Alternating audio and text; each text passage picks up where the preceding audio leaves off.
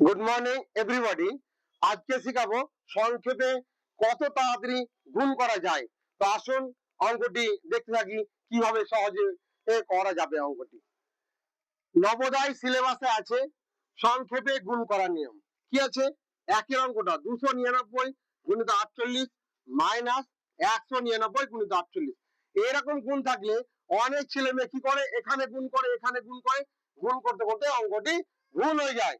কিন্তু আমরা দেখাবো আজকে এমন একটি অঙ্ক দেখাবো যেখানে এই যে 48 এখানেও আছে আবার এইখানেও আছে। তাহলে কি করবো, আমি এই 48 কমন নিয়ে নিব। কমন নিলে কি হবে, এখানে হচ্ছে 299 থাকবে আর এখান থেকে থাকছে 199। বুঝা গেল?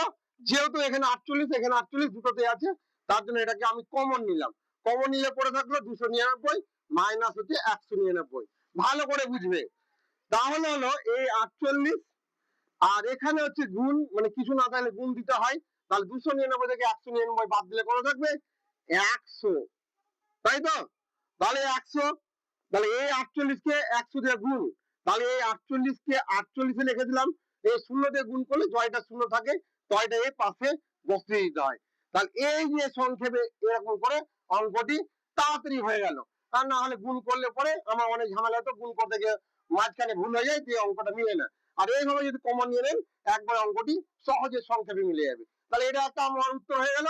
আরেকটা অঙ্ক আছে, এখানে কি আছে, এই 99 গুণিত হচ্ছে 22। এই অঙ্কটা কেউ যদি গুণ করতে চাই, গুণ করতে গেলে অনেক সময় লাগবে। আমি এটাকে সংক্ষেপে গুণ করব। কি করব, এই 99টাকে লিখবো আমি 100 মাইনাস 1, এটা লিখতে পারি। গুণ না করে করে দিচ্ছি আমি। আর এখানে হচ্ছে এই 22। ঠিক আছে?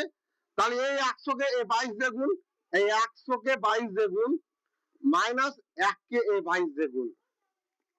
তাহলে 22 কে 22, আর কি বললাম, জয়টা 0 থাকবে, জয়টা 0 এই পাশে বসিয়ে দিব। আর এখানে হচ্ছে 22 কে 22। তাহলে এটা যদি বিয়োগ করি তাহলে কত হবে? এই 2100 এই 78 উত্তর হবে। তাহলে দেখতে পাচ্ছেন কি করে গুণ না করে অঙ্কটি সহজে সংক্ষেপে করলাম। এইভাবে করলে অঙ্কতে কোনো ভুল আসবে না। তো যারা যারা আমার ভিডিওটি দেখছেন সবাইকে অসংখ্য অসংখ্য ধন্যবাদ।